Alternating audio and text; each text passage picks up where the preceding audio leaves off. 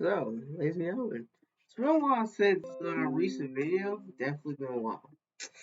But, we are back, ladies and gentlemen. And sooner or later, like I said, we're doing a little podcast, and this is episode number one. So, this episode, we're going to be talking about week one, preseason NFL, the recap week one, and like one thing that surprised us all. So, well, let's get to the video. So let's get to the video. The live screen. Seeing absolute double decorations. All right. So I made a PowerPoint. That's what we're gonna do. So, Sports Beginning Podcast. Now I'm beginning. This is our Sports Beginning Podcast, episode one, by yours truly. NFL preseason week one season recap. Now, preseason, no doubt that interesting. The stars are not playing, but we got like the rookies, the people with their first NFL action. Yeah, literally one thing that we've learned about each team so far. But here's the thing: in week two, we're gonna go. In week one, we talk about one thing, right? But in week two, we're doing the same thing. What we learn about each team, but this time we take a recap of week one and see how they did better than week one. And then week three, and like all the preseason, I'm going to predict the records of all teams, all 32 NFL teams. But let's get started with week one. Let's start. Let's get it. First off, we have the Arizona Cardinals. Now, definitely not, well, definitely involved. Let's talk about where they were last year. They were in the wild card, but they lost the Rams. So, but the one person that we're going to talk about here, Andy Isabella, is raising his trade stock so far throughout probably the entire season, probably throughout the preseason so far. So the Cardinals gave their former second round pick wide receiver Andy Isabella permission to seek a trade in the offseason. So he definitely wants to find a good team, probably. But while the young slot wideout caught just one pass last season, he showed out. Caught four passes for 57 yards, 14.25 yards per average in week one. Definitely, definitely wants to get his trade stock definitely up. But the Cardinals might keep him for a good week one to figure out a role for him if he wants to stay with the Cardinals. But if he wants to be traded to a good team, if he having this type of stats. So all right. Moving on, this one was surprising. As you see on the left side, you see there is a lacrosse player and a football player. That's what the person that the Atlanta Falcons that we saw from the Atlanta Falcons. The one person that we are surprised with. Jared Bernhardt is a legend. Well, how is he a legend, you must say? But we could talk about Marcus Mariota, all the or Desmond Ritter. They are really good players, but they don't start the preseason. The preseason about the people who need to get their first NFL action. The Falcons undrafted wide receiver Jared Bernhardt caught a game-winning touchdown, which is just another feather in his athletic cap. He's a former Maryland lacrosse star and the 2021 T. Arton Award winner, which means given this award is just given to the best player in college lacrosse. So he was a good lacrosse player. But then some years later, he went to Ferris State for football and led the program to an undefeated record in their first Division II national championship as a QB. So definitely looks like he's a legend, but I'm not sure about being a legend. Just a legend and helping teams out. But now he has caught a game-winning touchdown as a wide receiver, and people aren't talking about it. So lacrosse, QB, and wide receiver, two main positions, but he is controlling them. Moving on to the Baltimore Ravens. Well, we didn't check. Okay, hold on. The Atlanta Falcons, they didn't make the playoffs, but I would say they're gonna make a little bit of progress in the next season. Now, Baltimore Ravens. This one is very tough. Really a 5-game losing streak. But 40 end of the season, and they were just out of the playoffs. And I don't know, the 2-point conversions were just out of hand. They didn't even convert any 2-point conversions. That might literally cost them so many games. But I would say that they're not divisional. They're not number one, number two. They might be a wild card team. We don't know. A lot of people were injured for the Ravens. A lot of people were injured. So definitely everyone's expecting a fully healthy Ravens to like closely go to wild card. I don't know because this season might be stacked. So the Baltimore Ravens, Isaiah Likely will play a role on offense. John Harbaugh said earlier last week that his tight end out of Coastal Carolina is going to be a big part of the offense this season. It certainly looked like that in week one. Isaiah likely caught 4 passes of 44 yards, 11 yards average in his first NFL action. Showcases speed and catching ability successfully.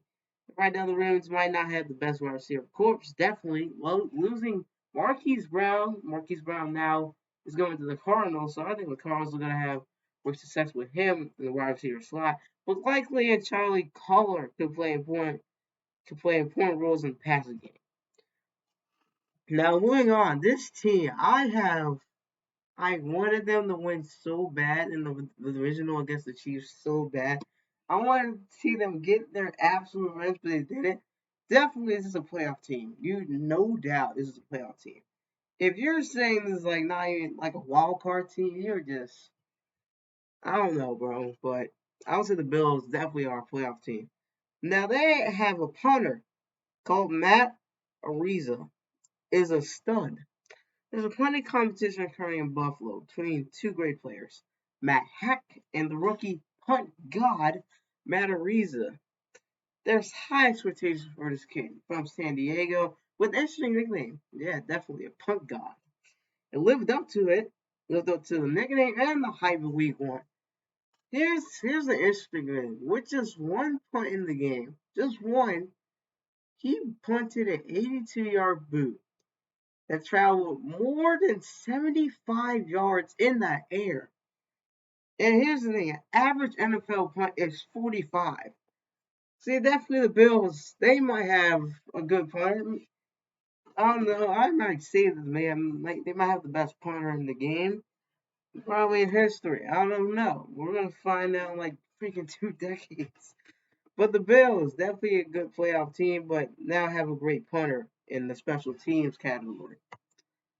Now moving on, the Carolina Panthers. They got a lot of stuff here going on, especially on the defensive end. You see, Matt Rhule has two prospective defensive sleepers on his team, but also they got Baker Mayfield as a QB as well.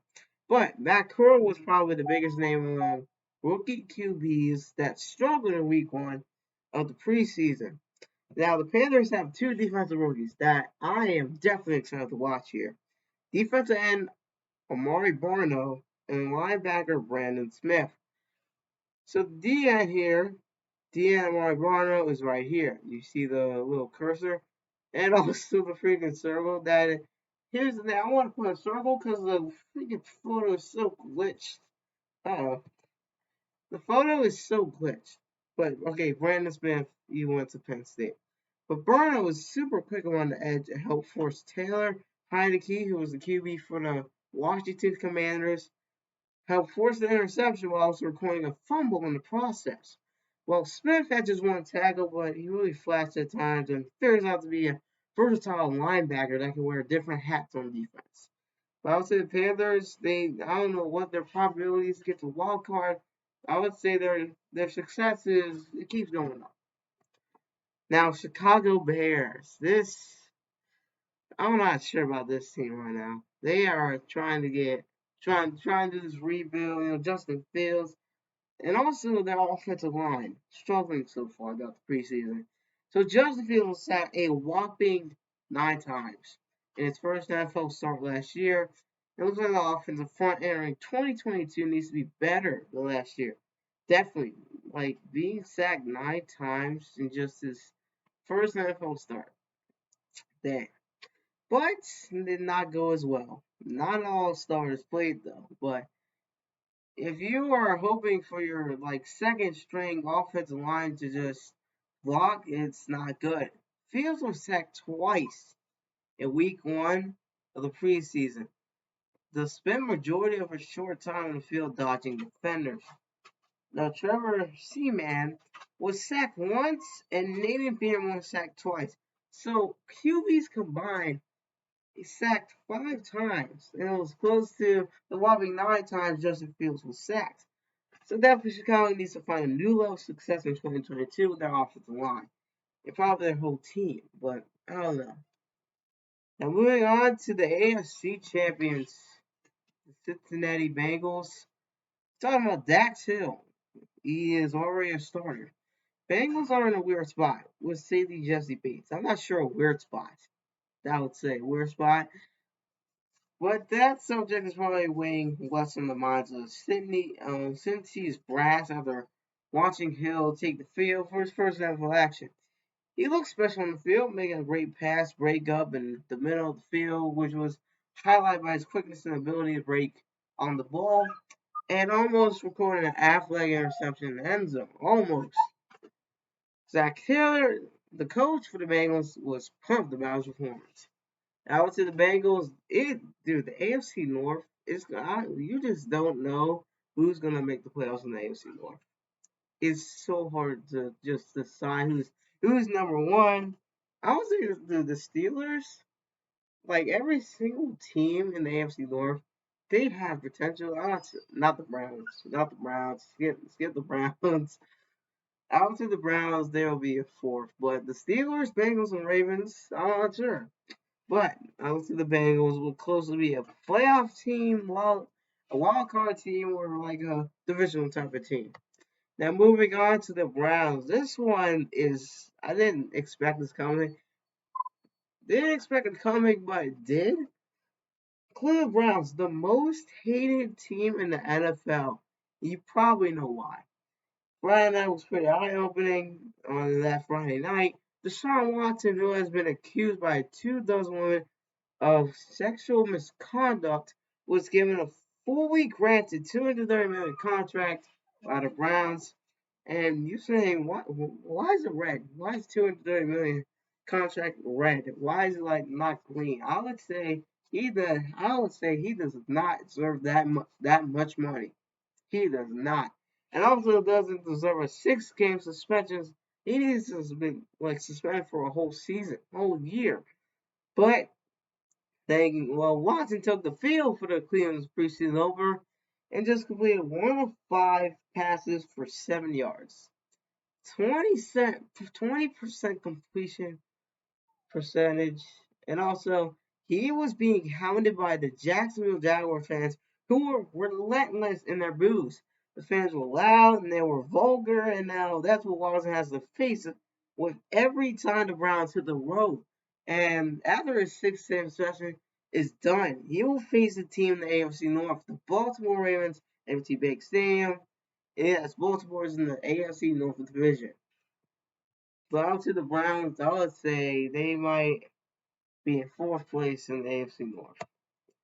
Now, Dallas Cowboys, this was interesting to me. I expected like a player, coach, any type of coaching staff, but penalties, I was surprised by that.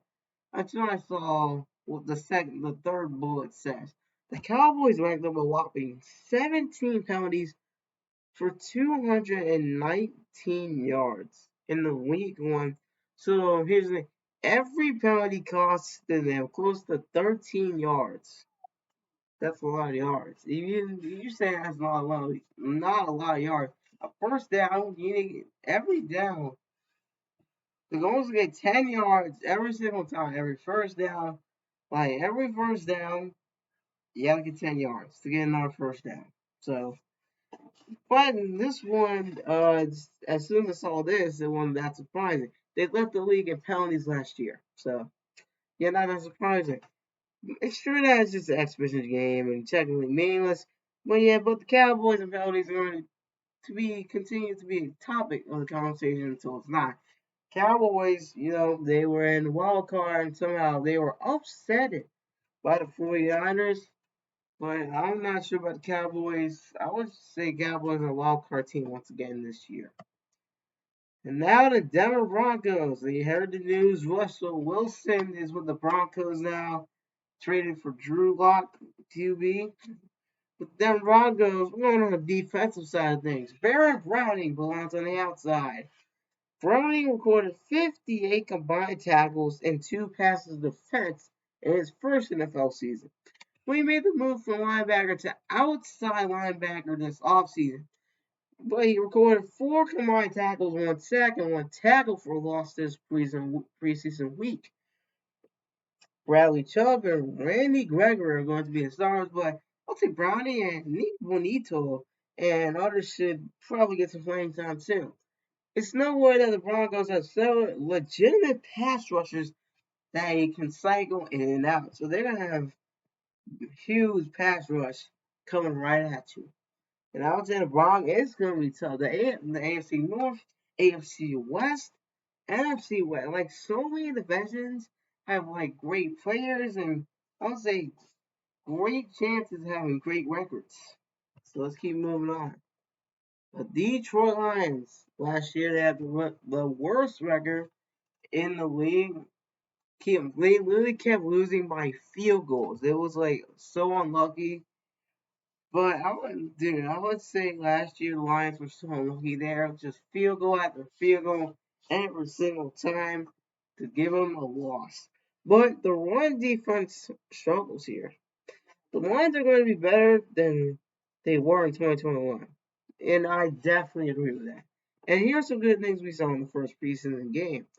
Amon-Ra St. Brown looks like he's going to be a star, and Detroit offensive line looked great. But what stood out to me was the Lions struggled to stop the run here. Here's the Falcons racked up 168 total rushing yards. In fact, Atlanta had 118 rushing yards just in the first half. So after their locker room conversation and their playbook changing all up, only 50 rushing yards in the second half. So definitely changed the way they played their defense here. But even though not most starters played much of the preseason, Detroit is still a team to keep an eye on during the NFL season. I agree as well. Moving on, the Green Bay Packers, a divisional team. They lost in the divisional. Definitely a huge upset against the 49ers. Jordan Love looked improved. What really stood out to me when it came to the Packers was the play of Love here. In the box score, seems like the young QB, Jordan Love, had a bad day, but I think Jordan did all right overall. Here's the thing, what makes it like a bad day is his 3 interceptions here. That's what makes it a bad day. Just maybe like close to 1 interception, it would be like say like average some type of people. But here's the thing 13 for 24, 54%, 176 yards, and 2 touchdowns. So yeah, he did all right overall, but the 3 interceptions, definitely questionable. Yeah, it definitely wasn't a perfect outing for Love, but it was rather encouraged with what we saw. The narrative around it would be very different if he did again. Unlucky with 3 interceptions that he couldn't help. So to the Packers now with really no wide like close to no wide receiver help. Devontae Adams moves to Las Vegas. So to the wide receiver core definitely a little downgrading this year. I don't know. But moving on, the Houston Texans. Damian Pierce, no longer a secret. The rookie running back out of Florida looked electric in his first NFL action. Pierce rushed 5 times for 49 yards, 9.8 yards average. Looked dangerously shifty in the backfield and was quite literally throwing grown men around in pass protection. Wow, alright. It's early, I know. We know it's early, but he looks like a baller. Then also there's a little link here to Twitter. There's the account there's the account Kevin Cole PFF where there's a highlight of him. So check it out. Now the Colts, they were. Let's see. I'm getting freaking phone messages. Nothing new. Oh, nothing new on the phone. The Colts, dude, they were man. They were literally wild card worthy until then. Literally, all they needed to do, the Colts, was just to win the game against the Jaguars, they were in. They were in instantly. But the Jaguars were, they were hot. They were literally hot. And when I mean hot, they were hot, bro. Like literally, I need to see this. I want to see the score. No, take a little break. We're gonna see the score, bro. Jaguars. The Jaguars.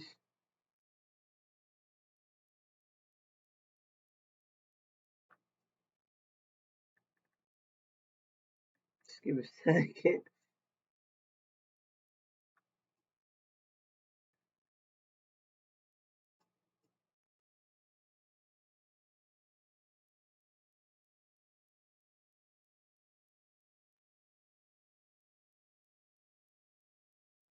This one. Here it is. 26-11 was the final score. Guys, see it? It's 26-11. I'm not sure if you guys can see it. It was 26-11. And let's check the box score here. Um, let's check out the Jaguars because Lawrence was popping off. 2 touchdowns, 23 for 32. And look at that. Carson Wentz got one picked off, only one touchdown here. So I think what stood out to me was the Jaguars offense. But coming back to the Colts here, we didn't get much from Matt Ryan in the offense this weekend, but their defense certainly impressive. Forced 5 turnovers, 5 from the Bills, which the 5 turnovers were 3 picks and 2 fumbles. So yeah, it looks like their defense is going to shine here coming into the regular season. But they will need to have an aggressive defense all year that hunts turnovers in order to get to the playoffs. And also, they need Matt Ryan to be an upgrade at QB, and the Colts want to make a splash in 2022. But I'll say their defense is going to be successful, and probably if they keep being successful, they're going to be the #1 defense in the NFL. And if Matt Ryan can really upgrade himself, I would say they're going to be a good team. I would say close to playoff potential and definitely wild card potential if they can have that same type of energy every single game. Now the Jaguars, they surprised me in the last game, the final game of that season against the Colts. So the offense will be much improved. I agree with that. On paper, it looks like the Jazz will be much better in 2022.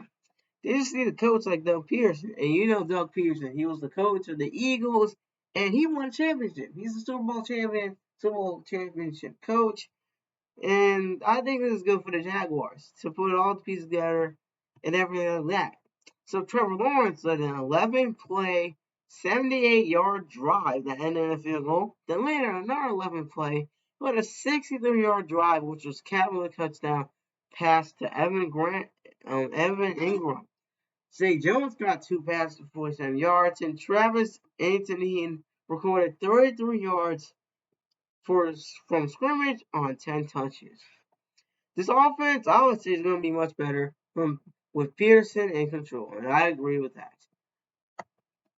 The Chiefs, now, there used to be the AFC Championship defenders until they got absolutely slapped until they got upset by the Bengals.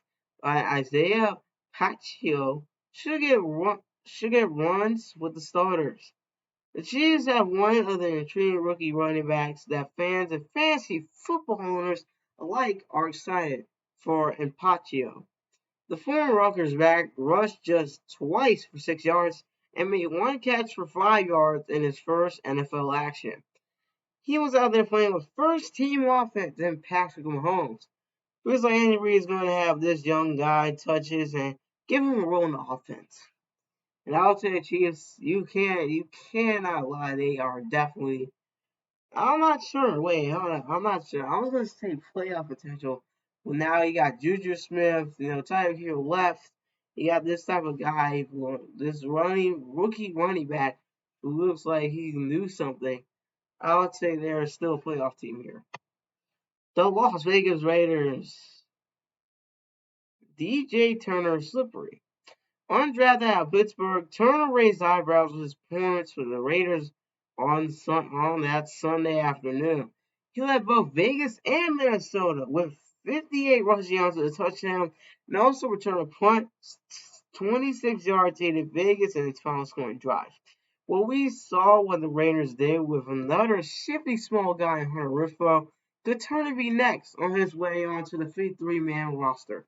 And also, here's another clip from Twitter from NFL Network. Make sure you guys check that out as well. Now, this team, here's the thing. As soon as they were 4-0, right? So they lost to the Ravens atrociously. But then after that loss, they literally were so close. All they needed to do was win that game against the Raiders, and they would have been wild card worthy. But they lost. But the Chargers, I would say, are going to be a wild card team here. Running back competition is still very much open. A lot of eyes were on Chargers running backs here in the NFL. Those who are big fantasy football fans view rookie Isaiah Spiller as the guy who will play second fiddle to Austin Ekeler. But we may be getting ahead of ourselves here. Joshua Kelly started the first preseason game and rushed for 16 yards on 3 carries, so 5.3 yards average. It caught 3 passes for 28 yards, 9.3 yards average. While Spiller got the most touches at running back, rushing 10 times for 34 yards, 3.1 yards average. It's early, definitely with 2 running backs, but it should be interesting to watch how this battle for the number 2 spot on the depth chart plays out. Now, moving on to the other LA team, the Rams. Lance McCutcheon, probably said that wrong. Lance McCutcheon can really play. Rams were really playing any of their stars in week 1 of the preseason. It opened the door for a young rookie out of Montana State to showcase his abilities. McCutcheon caught 5 passes for 87 yards, which means an average of 17.4 yards, 2 touchdowns, and a 2-point conversion to add to his resume in week 1. Truly, it was one of the big highlights of week 1 of the preseason. And here's another clip of him going off. Another clip. Twitter, NFL on CBS is the username. Check it out. And also another Twitter coming in from the Dolphins as well. King of Finland. That's definitely good. Definitely good account name if you're a Dolphins fan. Lynn Bowden turns heads here. Bowden was playing just 10 games over his 2 NFL seasons as word cult following, and are very much a matter of disassembly. Anyone who watched him at Kentucky watched the QB, halfback, and wide receiver found themselves intrigued what he could become at the level. Number 80 overall by the Raiders in 2020, but then was traded to the Dolphins before his rookie regular season even came around. Bowden caught 3 passes for 55 yards, 18.3 yards average, and 1 touchdown for Miami in week 1 of the preseason. But I would say he's gonna. I would say he's gonna. I would probably do the same in week 2. My sentence again. Another Twitter clip. The Minnesota Vikings. They have a good future ahead of them with Justin Jefferson. But here's another player. Kevin O'Connell is set at running back. Dalvin Cook has established himself as one of the best running backs in the league. But it's become clear that the Vikings have plenty of depth behind them. Most people who know Alexander Madison but Minnesota has a couple of other interesting players in Kenny Nagu and rookie Ty Chandler. Nagu rushed for 41 on 7 carries, which is 5.8 yards average, while Chandler racked up 50 yards on 5 carries, 10 yards average. So definitely a very impressive outing on the ground for the Vikings in week 1. Let's see if they capitalize that in next week's game. Now the Patriots is not a player this time. It's the coaching staff. It's a position battle. We now have a better understanding what's going on with Bill Belichick's staff, kind of. During the first preseason game, it appeared Matt Patricia was calling plays when Brian Hoyer and the first and second team offense were on the field. and Joe Judge called players for the other backups. Belichick then offered. Oh, Jesus. Uh, Belichick did offer much of on the situation after the game, just saying, "We're going through a process here, just like everything else on this team." It's funny because I'm not more interested in what's going on in New England with the coaching staff. I would say definitely have a future with Mac Jones, and yeah, definitely a long way to go here. So yes. So I was surprised by this because of the name. I didn't know who this QB was until I saw who he was in college. New Orleans Saints. Ian Book won't be pushing playing time. So you don't know? I didn't even know who Ian Book was until I saw like an image of him at Notre Dame, and we remember him at Notre Dame. Led his team to at least the semifinal, a college football semifinal. Even though they lost to Alabama.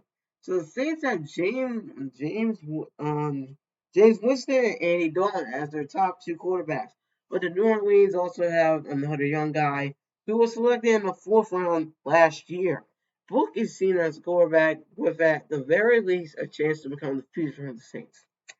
He completed 15 of 22 passes, so 68%, not that bad, for 120 yards and one interception for the Texans. His offensive line didn't exactly help him. Sacked 5 times, but Book also fumbled twice.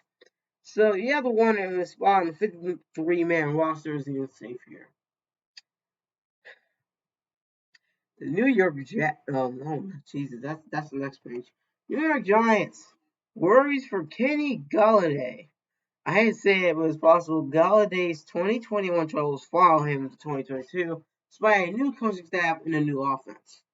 For Lion, caught just 37 passes for 520 yards, which is 14.08 yards average and 0 touchdowns after signing a 4-year, $72 million deal with the Giants last season. Many were hoping 2022 would serve his bounce back campaign. Golladay caught one of his three targets for 6 yards in the Giants' first preseason game. 33% passing was caught here. It seems like he's failing to create separation on his routes. So it looks like the Giants coach that doesn't seem worries here. I don't know why. He's supposed to literally $72 million deal. He's supposed to be like a good type of player here, having his bounce back. But it will be interesting to see what happens to him during the final 2 weeks of the preseason. Now going on to the New York Jets. So still the Jets having a problem with Zach Wilson, and definitely still has a lot of work to do here. So I think everyone has to remember this. Wilson reportedly suffered a bone bruise, injury, and a meniscus tear in just the first preseason game with the Jets, which is very unfortunate.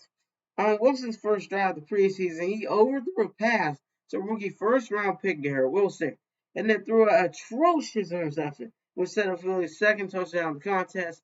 While the next drive, Wilson was injured. Now I'm just wondering if Wilson will be able to put the pieces back together for him. Now the Philadelphia Eagles, the dogs are all right. The Eagles drafted two players from arguably the defense in college football history. Probably everyone knows this player. Georgia defensive tackle Jordan Davis and linebacker Nakobe Dean. You probably guys know both of these players. And they won the championship before going to the NFL draft against Alabama. David David didn't record a tackle, but he handled Jets' offensive line with no problem, absolutely forcing. For Dean, he recorded 5 total tackles and was flying around all over the place. He certainly was aggressive and stopping the run. But do you guys think will Davis and Dean be a dynamic duo in Philly? Comment that down below. Now the Steelers. George Pickens looks like a star here. The rookie wide receiver George Pickens looks like the real deal. He caught 3 passes for 43 yards, 14.3 yards average here, and 1 touchdown on 5 targets. This will help whichever quarterback starts for the Steelers, probably. Now we keep moving on. The 49ers They were so close to Super Bowl and tune in, and I think it was a game-winning field goal and interception in overtime. But everyone looks like Trey Lance is ready here. And definitely people out there that believe the 49ers are making a mistake ditching Jimmy Garoppolo for Lance. But I'm looking like the four number three over picks looking ready to go here. Lance played a total of 2 drives with the offense a 10-point score. That includes an impressive 76-yard touchdown pass Danny Gray took to the house. But oh, Jesus Christ. There are still some learning curves ahead for Lance. Now the Seattle Seahawks. This one with Drew Lock. QB competition associate with Geno Smith is Drew Lock. Geno Smith has always seemed like the leader in this competition, but feels like Drew Lock has been making a late charge. He performed better than Smith with 102 passing yards and 2 touchdowns in week 1 of the preseason. Even though they lost, I think looks like Drew did an impressive job here. But I think Locke gives the Seahawks offense a higher ceiling during coming up to the regular season. The Buccaneers. Kyle Trask looks solid. Kyle Trask completed 25 of 33 passes, 75% of 28, 258 yards, 1 touchdown, and 1 reception against the Dolphins. The young child Kyle Trask he was a QB for the Florida Gators. And also made several NFL throws, which showed his potential with the Bucs. Tennessee Titans. We're talking about Malik Willis, and he could be special here. I understand we're overreacting to this piece, No, I understand we're overreacting because interception. He was not that great versus the Ravens in the first preseason, but Willis looked like he could become a special quarterback. He was quick on his feet in his first half of action, recording an impressive rushing touchdown. The former Liberty quarterback also connected on a 48-yard deep pass where the ball flew out of his hand with ease. And also, after the game, Lamar Jackson has already sold on him as well. Now, moving on to the Washington Commanders, Sam Howell has legitimate potential. Sam Howell, you guys, some people don't know, he's the QB for the University of North Carolina. He definitely was a good QB. The UNC product had NFL teams rechecking their draft notes this week as he completed 9 of 16 passes, 56% for 145 yards, and rushed for 19 yards and 2 touchdowns. But I think the reason why they rechecked the draft notes was because down 14 points in the fourth quarter, House scored 15 unanswered points to put Washington in the lead for Carolina. The game-winning field goal at the end of the fourth quarter. Despite the loss, Howe was a major headline for week 1 of the preseason. You can't complain. And that is it. That all 32 teams. Wow, I feel my throat is hurting. Sorry, no, it's not. It's a little bit hurting here. But make sure you guys subscribe to the channel. And also, we got Twitch. We got Twitch, Instagram. We got TikTok. Well, mostly we're doing YouTube here. So make sure you guys subscribe. And as always, see you next time.